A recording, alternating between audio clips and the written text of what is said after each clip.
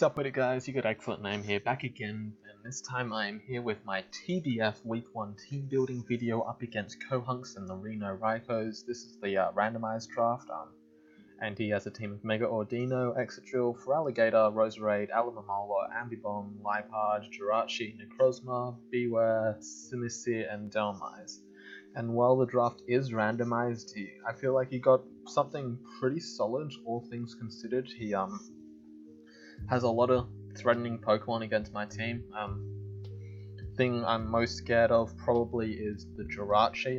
Carmine Jirachi can really do a good job breaking my team, and the Choice Scarf set is always a threat just to flinch down teams. But yeah, it's got a fair few things. The approach I decided to take was some Toxic Spike, stall breaking kind of thing. I figure he'll probably bring some bulk overall. So first Pokemon I decided to put in the team was Hydreigon. Dark Pulse hits his entire team bar the Mega Ordino and the Beware. Fire Blast hits the Beware really hard, and Mega Ordino I'm not planning on trying to take out by myself.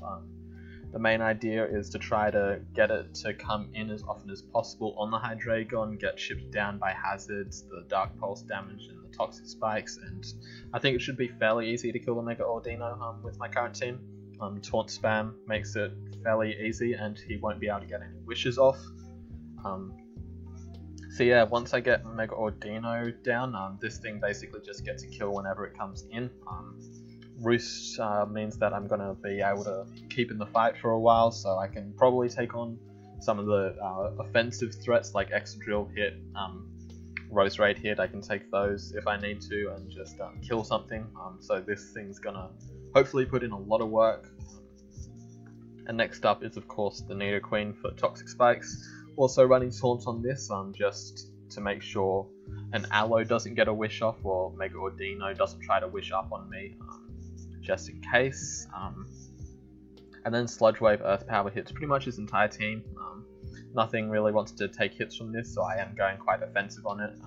The 36 speed is just outspeeds the Delmise, just in case he runs max speed for some reason. I don't see it happening, but I don't want to be caught off guard when this can quite easily beat it.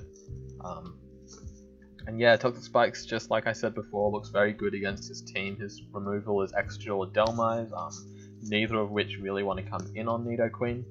They both taken a lot from either Sludge Wave or Earth Power, so I should be able to keep Toxic Spikes up fairly easily, get the chip down quite heavily.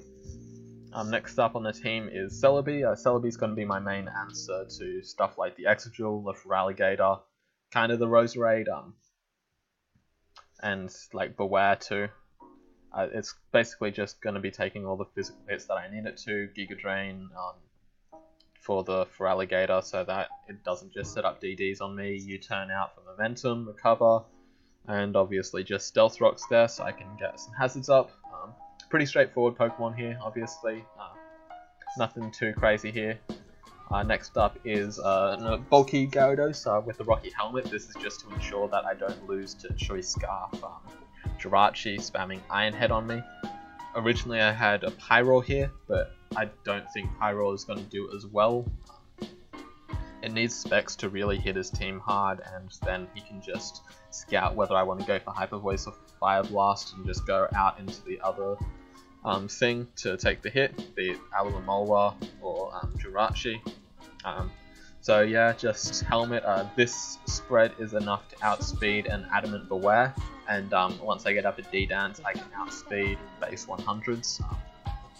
So sub, so I can set up on Aloes, I can set up on a Jirachi Iron Heading, etc.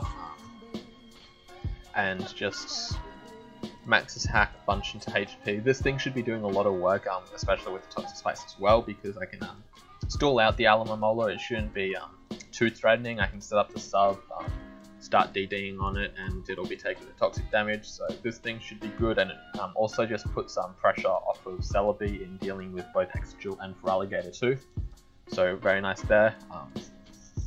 Then I've got Mawile. This is just another breaker in case Toxic Spikes don't work out so well, and also gives me some strong priority to revenge kill some of his bulkiest things. big thing for this is it's going to be able to take on like stuff like Necrozma or Dino quite easily. Just comes in on all those hits. It can come in on Roserade very easily. It can come in on Ambibomb even, Beware, and yeah, it just kills everything. Sword Stance is not really needed, but I didn't need anything else because Play Rough plus Dark coverage hits everything. So Sword Stance will just mean that if Alamamola or something is trying to take the hits, I can Sword Stance on the switch and then kill it with a Play Rough, just to be a bit more threatening. And then finally we've got Zeraora here with the Zap Plate, just to boost the power of the Volt Switch and Plasma Fists. I am max speed Jolly just because this allows me to outspeed a Feraligatr if it sets up a D-Dance. This just gives me like an extra little bit of reliability in taking that on. Fire Punch hits the Roserade and Exeggutor, which are the main things that are going to want to be taking this thing on. And yeah, just knock off, because that way I don't necessarily have to predict a switch. Knock off just means that no matter what, I'm going to be doing something useful if I don't want to risk Roserade or Exeggutor coming in on a Volt Switch, but also don't want to lose momentum on the Alamamola by clicking Fire Punch. So that's the team. I'm pretty confident in this matchup. I'm not sure how seriously Kohanx plans on taking the game, just because obviously he randomized his draft. I don't know if that means he's going to be playing seriously or not, but better safe than sorry. Brought a fairly serious team. I do have to play him quite early in the week, just on the Monday, so I did kind of have to rush through prep a little bit, but I think it should be fine. I feel like I answer everything he's got going for him well enough. The Carmine Jirachi is going to be the biggest threat to me, because it does outspeed everything bar the Zeraora, so that's kind of a problem, but everything can take the hit fairly well, so it doesn't get too many opportunities to set up. So I'm not too concerned about that. But yeah, we'll see what happens in the game. See ya.